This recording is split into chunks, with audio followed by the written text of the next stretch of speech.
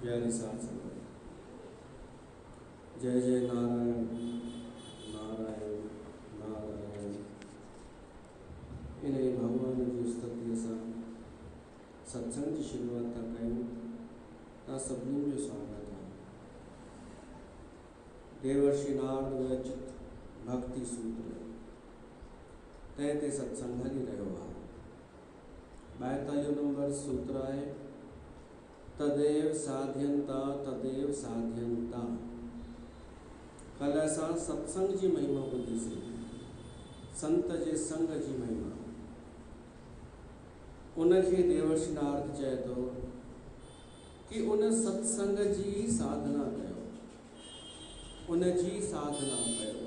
ॿ दफ़ा थो चए तदेव साध्यंताम तदेव साध्यताम। हुअं पियो अखरनि में भी कंजूसी करे नारद जो संक्षेप में को ॻाल्हि चए। हिक ही अखर में गर्ग गर्गाचार्य भी न पियो चए, गर्ग वो तव्हां पतो लगायो वो केरु आहे। ऐं सत्संग जी ॻाल्हि में ॿ दफ़ा साॻी ॻाल्हि रिपीट थो करे तदेव साध्यताम तदेव साध्यताम। ज़ोर ॾेई करे थो चए कि उन सत्संग जी साधना कयो। सत्संग जी साधना कयो मतलब ही सत्संग जेको आहे इहो साधना आहे। भक्ति पाइण जे लाइ साधन आहे सत्संग। ॿिए साधनाऊं त कठिन थींदियूं आहिनि ॾाढियूं, अलॻि अलॻि नियम बि थींदा आहिनि, पर सत्संग जेको असांखे महासुख प्रदान कंदो आहे, आनंद ॾींदो आहे, इहा साधना आहे। नारद थो चए इन खे पको कयो, इन साधना खे पको कयो। गहराईअ सां प्रेम रोज़ वधंदो वञे असांजो सत्संग सां, रोज़ आनंद वधंदो वञे, गहराई वधंदी वञे, ऐं इहो थींदो भीतर सां। जॾहिं असांजो भीतर हृदय जुड़ी वेंदो सत्संग सां त साधना गहरी थींदी वेंदी।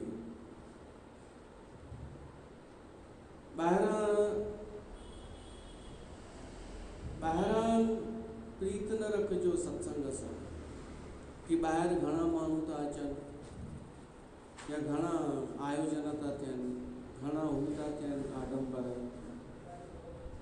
उन में धोखो खाई वेंदा।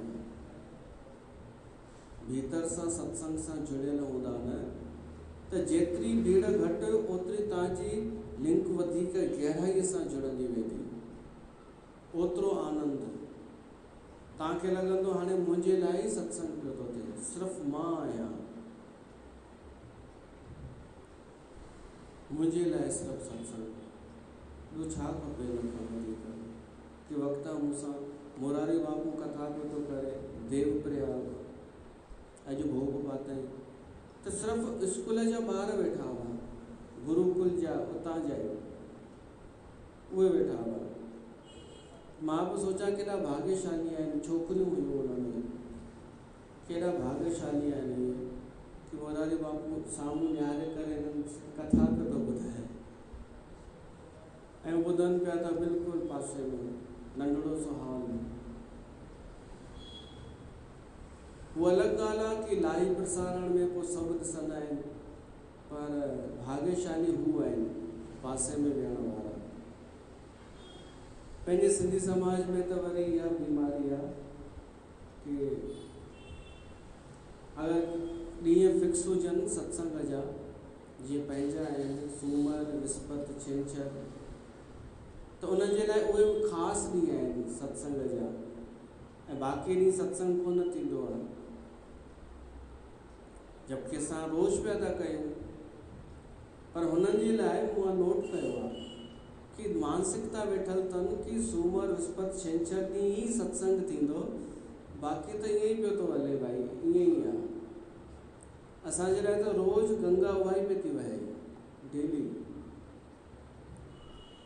बल्कि हिन में वधीक आनंद थो अचे जंहिं ॾींहुं हुननि जे हिसाब सां सत्संग जो ॾींहुं कान्हे।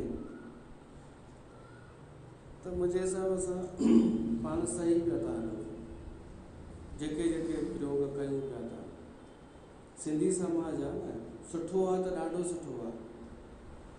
हींअर ई हिते व्यास नदीअ ते मां मोबाइल खोली जेसि ताईं मात्रा साहब पढ़नि पिया त मथां ई मथां मैसेज हो कि सिंधी उहे आहिनि सॼे देश में 0.2% जनसंख्या, पर 98% साक्षरता पढ़ियल लिखियल, ऐं उन्हनि में बि मायूं 99% पढ़ियल आहिनि, छोकिरनि खां वधीक।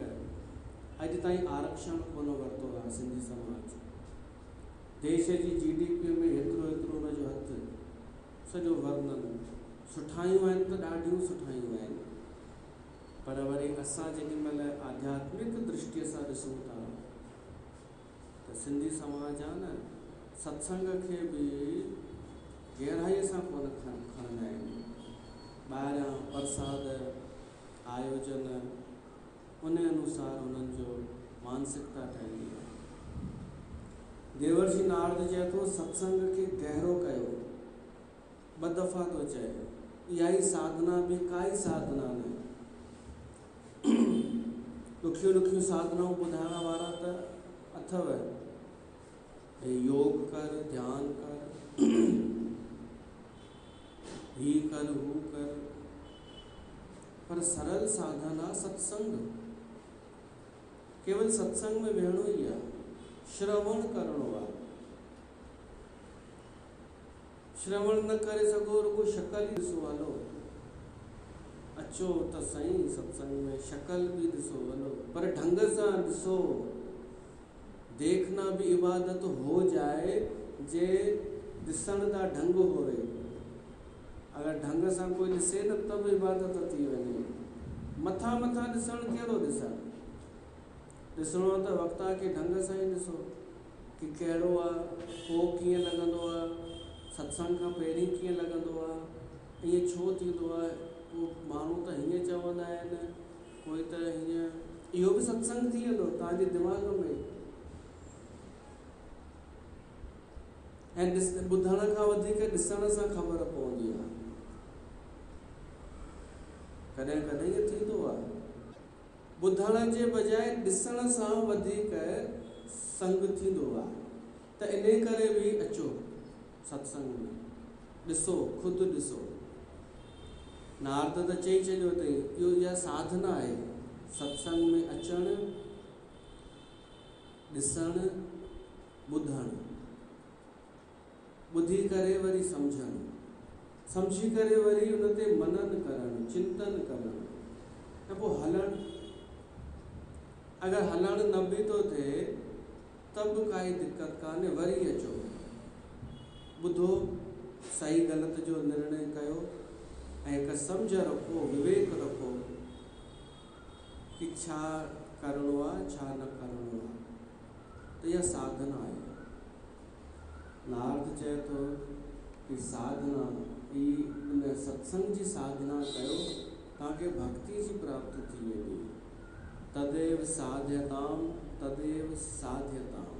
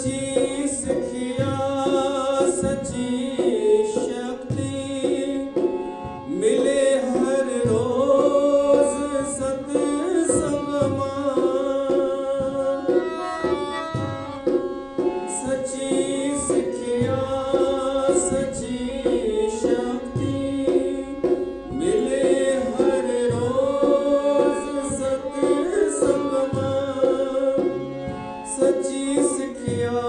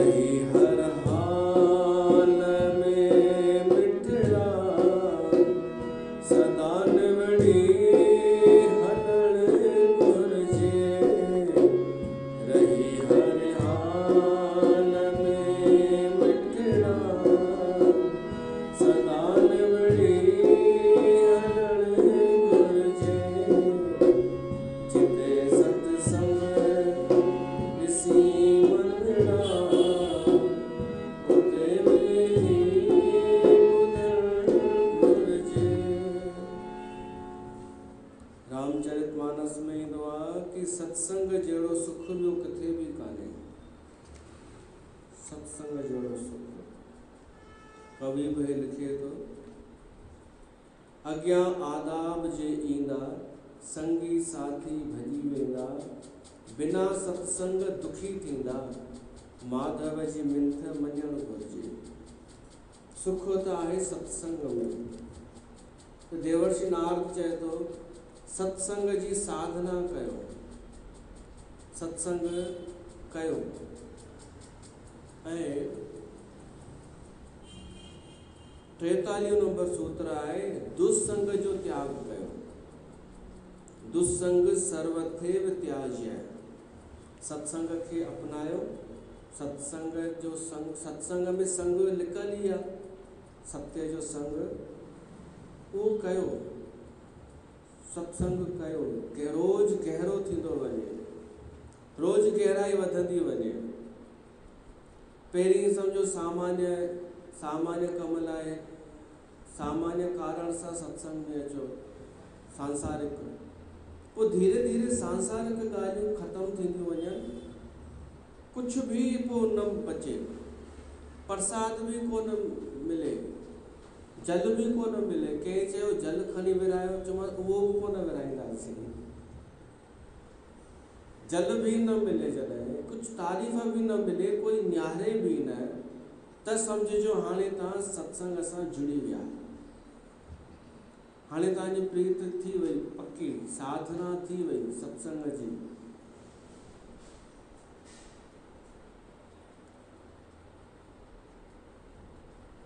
उनखे त पोइ तिन खे छा सागर ॿोड़ींदो, उनखे पोइ कोई नथो ॿोड़े सघे, जंहिं सत्संग सां पंहिंजी प्रीत नींव मजबूत करे छॾी। पर कॾहिं कॾहिं सत्संग ॿुधण खां पोइ बि माण्हूअ जी मत फिरी सघे थी। कारण दुस्संग, ख़राब संग। त ॿियो सूत्र अचे थो, सत्संग ॿुधंदे ॿुधंदे इहा परहेज कयो, दुस्संग छॾींदा वञो, ख़राब माण्हुनि जो संग छॾींदा वञो, अचण ई न ॾियो। जीअं डॉक्टर दवा बि ॾींदो आहे ऐं परहेज बि चवंदो आहे, त दवा आहे सत्संग ऐं परहेज आहे दुस्संग जो त्याग। कोई माण्हू मिली वियो, अहिड़ियूं ॻाल्हियूं चई ॿ टे कि सत्संग में क्या रखा है, मैं तो नहीं मानती, मेरे पास जो कुछ भी है सत्संग के कारण नहीं है। हालांकि रामायण में ईंदो आहे कि अॼु ताईं जंहिंखे बि कुझु बि जेको बि मिलियो आहे सत्संग जे करे मिलियो आहे। मूल में सत्संग आहे हुनजी, उहा व्याख्या हींअर न कबी। पर तव्हांजी मति भ्रम करे हली वई, इनके चइबो दुस्संग। दुस्संग जो अर्थ आहे जेको माण्हू दुष्ट हुजे, चोर हुजे, लंपट हुजे, लोभी हुजे, स्वार्थी हुजे, अहिड़े जो संग उहो असांजी मत फेरे छॾींदो, भ्रमित करे छॾींदो। असांजी सोच में पइजी वेंदासीं कि मां ग़लति त कोन आहियां, सत्संग में वञी करे मां त पागल त कोन आहियां, मूर्ख त कोन आहियां।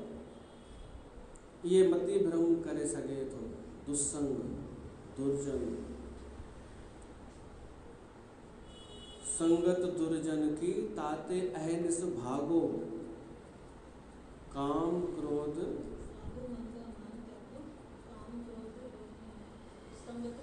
हाँ, काम क्रोध संगत दुर्जन की ताते अहनिस भागो। उनखां वठी भॼो जिते दुर्जन ॾिसो। पर हिकु ॻाल्हि आहे, ओशो चई आहे कि दुर्जन छो असां ते असर विझी सघंदो आहे। किथे न किथे असांजे मन में आकर्षण उहा आहे, उहा बुराई आहे असां में, न त कीअं खींचे थो सघे उहो दुर्जन।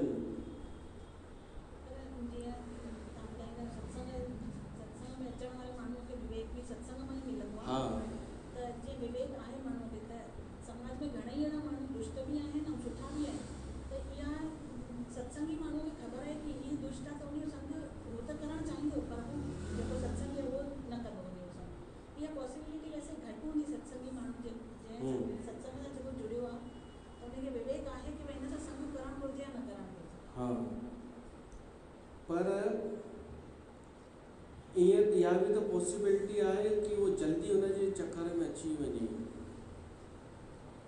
छा इहो संभव कान्हे कि दुष्ट माण्हूअ जो संग मिलियो असांखे पर असां ते असर ई न थियो? त उहो ई तो मां चवणु चाहियां।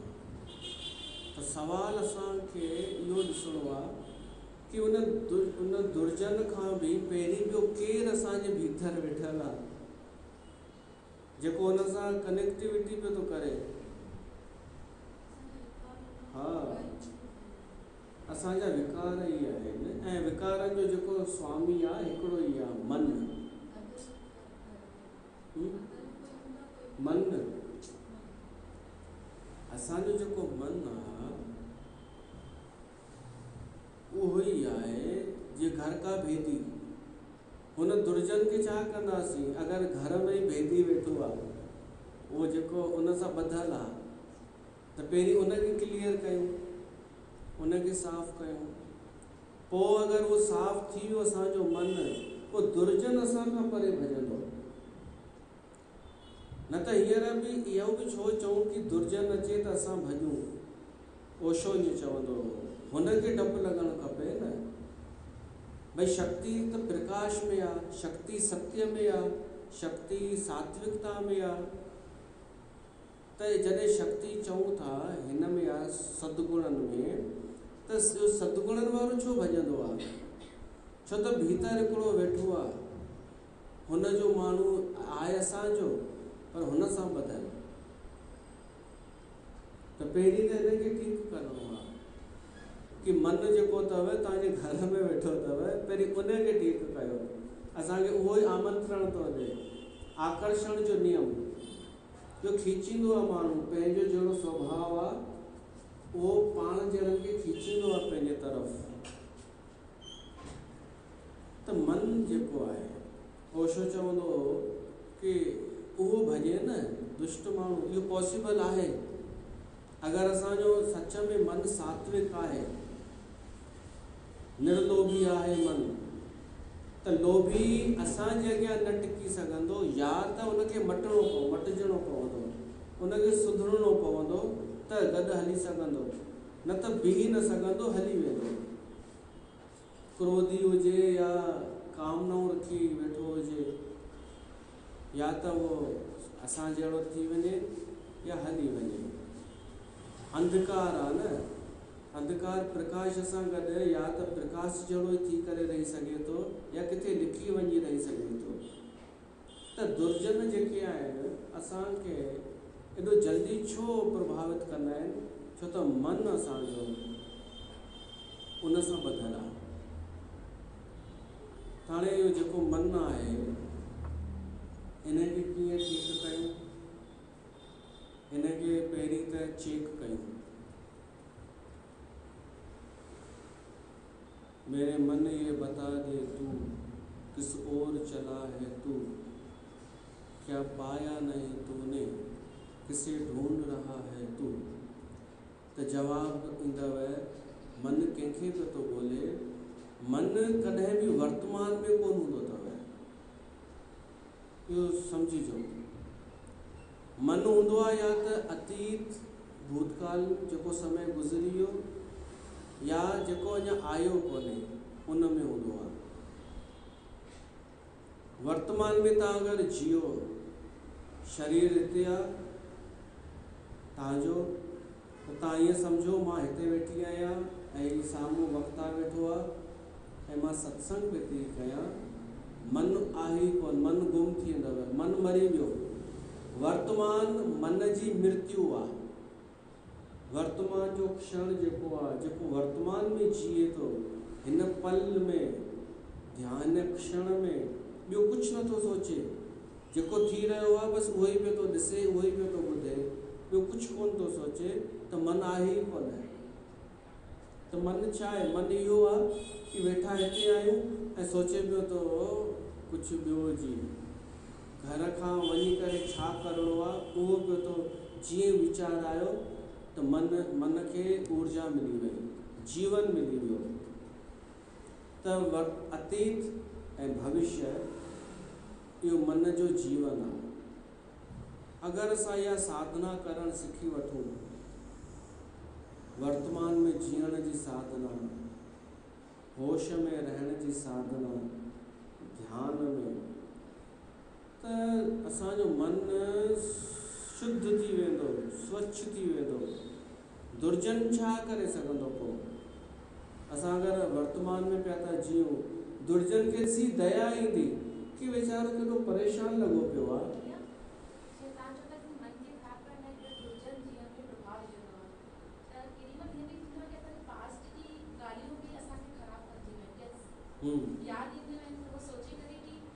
मन ख़राब थी वेंदो।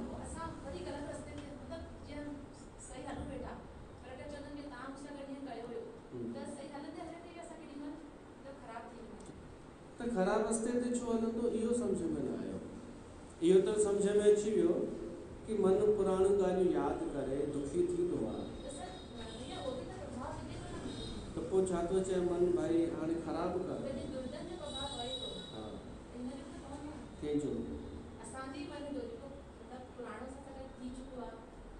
हा, त कहिड़ो प्रभाव पवंदो? ख़राब कहिड़ो प्रभाव पवंदो? ॾिसो, ख़राब प्रभाव इहो ई आहे, लोभ, अहंकार, हिंसा, चालाकी, छल कपट, क्रोध। पहिरीं त क्रोध ई वॾी बीमारी आहे। त अगरि ख़राब थी चुको आहे त इहो असां उहो ई मां चयो न, इहो पुराणियूं ॻाल्हियूं पिया था यादि कयूं, उहो ई त छॾिणो आहे। जेको पहिरीं थियो हो न, उहो बि बेहोशीअ में थियो हो।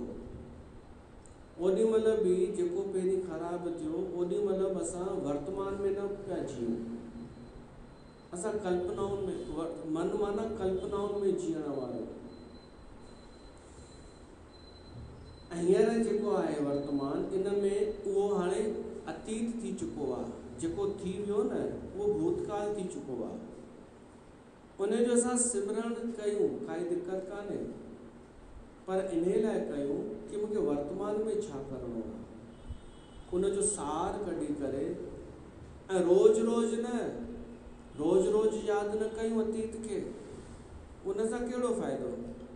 केवल किथे ग़लती थी, किथे बेवकूफ़ी थी, किथे मां हीअं कयां हा त शायदि हीअं थी वञे हा, इहो विश्लेषण हिकु दफ़ो करे, सार कढी ऐं वर्तमान में जीऊं।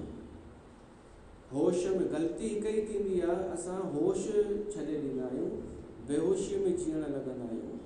अखियूं जीअं सपना थींदा आहिनि, सपननि जी दुनिया, सपनो केवल भ्रम आहे, ॿियो कुझु बि कान्हे। तीअं ई मन जूं अधिकतर ॻाल्हियूं भ्रम आहिनि, ॿियो कुझु बि कान्हे। अगरि असां हिते जो हिते वर्तमान में जीअं हिते वेठा आहियूं, त ध्यानु बि हिते रखूं, सत्संग में भुलिजी वञूं पहिरीं छा थियो ऐं पोइ छा करिणो आहे कलाक खां पोइ, त मन आहे ई कोन। अहिड़ी अवस्था वारो माण्हू, अहिड़े खे दुर्जन कुझु कोन करे सघंदो, बल्कि दुर्जन खे ईर्ष्या थींदी कि केॾो आनंद में आहे, पर हू बेहोशीअ में शायदि तव्हांखे चई ॾींदो कि क्या सत्संग वत्संग में जाती है, त पोइ तव्हां बिल्कुलु निर्भीकता सां चई सघंदा कि जो आनंद में लेता हूँ दुनिया उससे तरसती है। यह निशानी अथव। अगरि तव्हां प्रसन्न आहियो, आनंद में आहियो, त तव्हां सही ट्रैक ते आहियो, त होश पूर्वक हलो पिया था अध्यात्म जे राह ते। ऐं हू जेको दुर्जन आहे, तव्हांखे साफ़ नज़र ईंदो कि इहो हींअर वर्तमान में बि कान्हे, इनखे विश्राम भी कान्हे, आनंद भी कान्हे, केवल अशांति बेचैनी आहे। त दया ईंदव तव्हांखे उल्टो उन ते। असर त छॾियो, हू छा असर कंदो असां ते? शांत मन ते छा हू असर कंदो? असां उल्टो उन ते दया कंदासीं। ऐं इहा ई निशानी आहे स्थिर मन जी कि उनखे हाणे दुर्जन ते दया ईंदी आहे। दुर्जन, चोर, जुआरी, क्रोधी असांजो छा बिगाड़े सघंदो? अगरि असांजो मन स्थिर आहे, असां आनंद में आहियूं, त कुझु कोन करे सघंदो। पर जॾहिं असां सही बि हूंदा आहियूं, सचा बि हूंदा आहियूं, पर होश कोन हूंदो आहे न, त पोइ दुखी थींदा आहियूं। पोइ त इहे दुर्जन जहिड़ा बि तव्हांखे ग़लति ठहिराए पाण सही साबित थी हलंदा थींदा। होश न आहे, ख़बर न आहे कि हीउ सही आहे या मां सही आहियां। ऐं इहो तॾहिं थींदो आहे जॾहिं असां भीड़ जे चवण ते हलंदा आहियूं, भीड़ जे रस्ते ते हलंदा आहियूं। भीड़ जो जेको न्याय आहे उहो आध्यात्मिक न्याय खां अलॻि आहे। भीड़ न्याय कोन कंदी आहे कॾहिं बि। त उन चकर में न पइजो कि मां भीड़ जे अनुसार हेॾो कुझु कयो त आहे, जीअं समाज जंहिंखे सही चवंदो आहे मां उहो त कयो आहे, उन सां मतिलबु कान्हे। होश में घणो टाइम रही आहे। कॾहिं हिकु साधना कयो थोरी सी, तव्हांखे पतो कोन अथव कि तव्हां बेहोशीअ में था हलो या होश में था हलो, पतो कोन अथव। केॾी महिल घर में एकांत में वेही थोरी देरि लाइ होश जी साधना कयो, माना पूरी तरह सॼो ध्यानु केंद्रित कयो वर्तमान में, उन पल में कि मां केरु आहियां। स्वार्थ छॾे करे, कामनाऊं छॾे करे, भूतकाल छॾे, भविष्य छॾे, वर्तमान जो थोरो इहो जेको तव्हां ध्यानु कंदा न, थोरी देरि जो बि वर्तमान में जीअंदा, पोइ भली वरी लॻी वञो कम में, वरी कलाक खन खां पोइ वरी उहो ई वेही करे तव्हां वरी हिकु पल लाइ वरी उन वर्तमान जे क्षण में ध्यानु साधियो त तव्हांखे महसूसु थी वेंदो कि हिकु कलाक मां बेहोशीअ में हुअसि। हींअर त अखंड बेहोशी आहे, अखंड बेहोशी, जीअं सपनो, कुझु ख़बर ई कान्हे, जीअं ॿिया पिया कनि तीअं पिया था कयूं। पर हिकिड़ो क्षण बि असां अगरि जागी वियासीं, वरी बेहोशीअ में संसार में वरी हिकु कलाक थोरो जाॻियासीं, त अंतर पतो पइजी वेंदो कि असां बेहोशीअ में कीअं हलंदा आहियूं। पोइ तव्हां नितांत अकेलोपन जो बि आनंद वठणु लॻंदा। पोइ तव्हां कंहिंजे चए ते, दुर्जन जे चए ते कोई प्रभावित न थींदा तव्हां। इहा आहे साधना। सत्संग करणो आहे ऐं दुर्जन खे छॾिणो आहे, पर दुर्जन आहे मन, ॿियो कोई बि दुर्जन कान्हे। त मन आहे इहो ई कल्पनाऊं, आशाऊं, उम्मीदियूं, अनेक प्रकार जूं संकल्प विकल्प, इहो मन जेको आहे इहो इनखे असां थोरो ठीकु कयूं।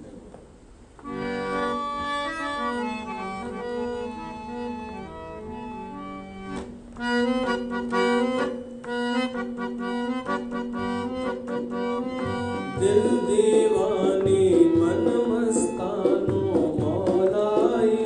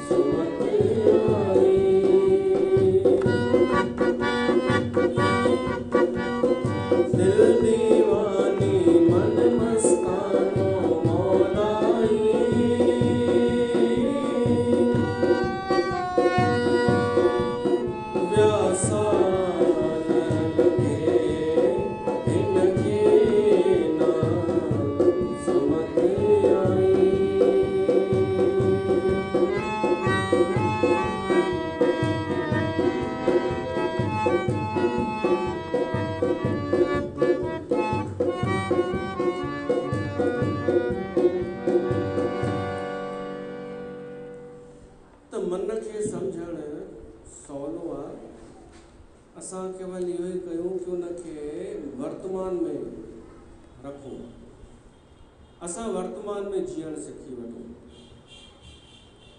भविष्य में न उलझूं, न पहिरीं जेको थी वियो उन में दुखी थियूं, छो त जेको थियणो हूंदो आहे सो ई थींदो आहे। असां इहो ई सोचूं लहणा ॾियणी हूंदी, पहिरियों अगरि कुझु ख़राबु थियो आहे जंहिंमें मन असांजो दुखी थिए थो यादि करे, सोचो हिसाब किताब हूंदो, लहणा ॾियणी हूंदी, ख़तमु थी वियो त हाणे ख़ुशि आहियूं, ईअं सोचूं हिसाब बराबरि थींदो त ख़ुशी थींदी आहे न, हल्कोपन थींदो आहे, कर्ज़ लहंदो आहे त सुठो माण्हू चाहींदो आहे मुंहिंजो कर्ज़ जल्दी लहे, पर जंहिंखे ॾियण जी नियत न हूंदी आहे न, चइबो आहे कि ॾियण जी न जंहिंजी नियत तंहिंखे कर्ज़ छा कंदो, सीने में जंहिंजे दिलि न आहे तंहिंखे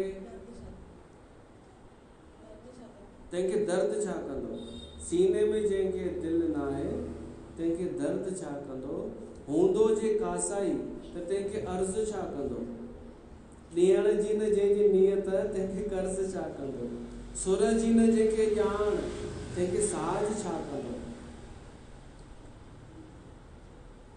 ॿियो बि आहे, कैलाश कविअ जो आहे, उहो हमराज छा कंदो, आख़िरीअ में उहो हमराज छा कंदो, ऐं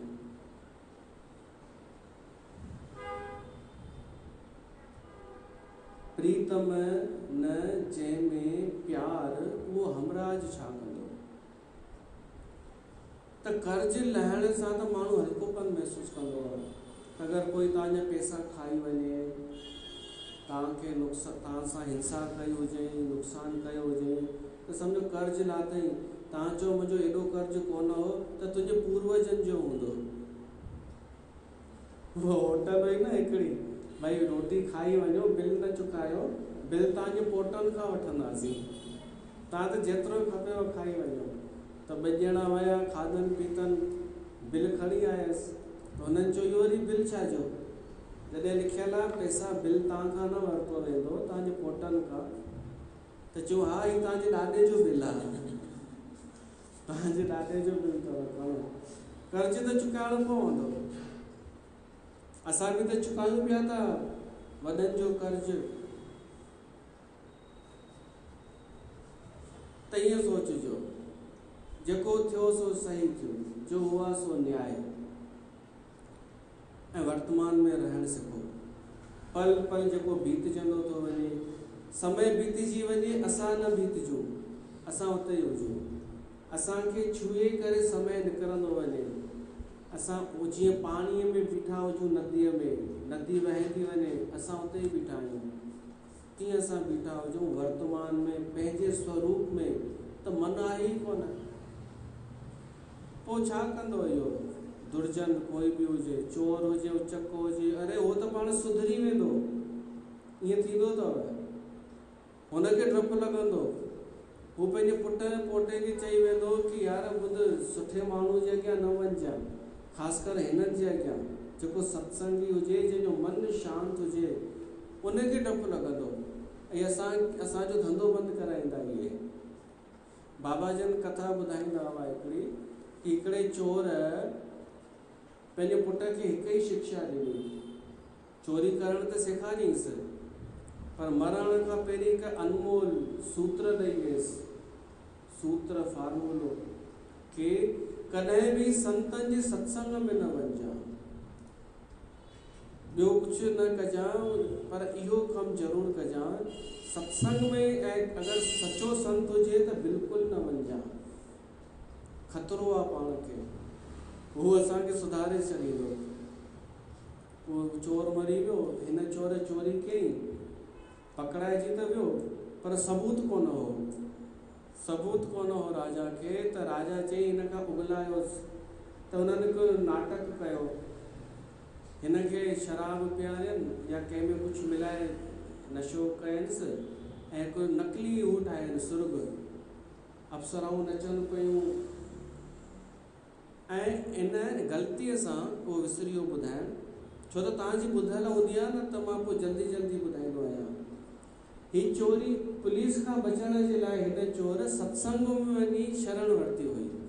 उन में ॿुधी वरितो हुई जेके स्वर्ग जा माण्हू थींदा आहिनि, देवी देवताऊं, उहे असां मनुष्यनि खां अलॻि थींदा आहिनि, उन्हनि जूं कुझु निशानियूं थींदियूं आहिनि।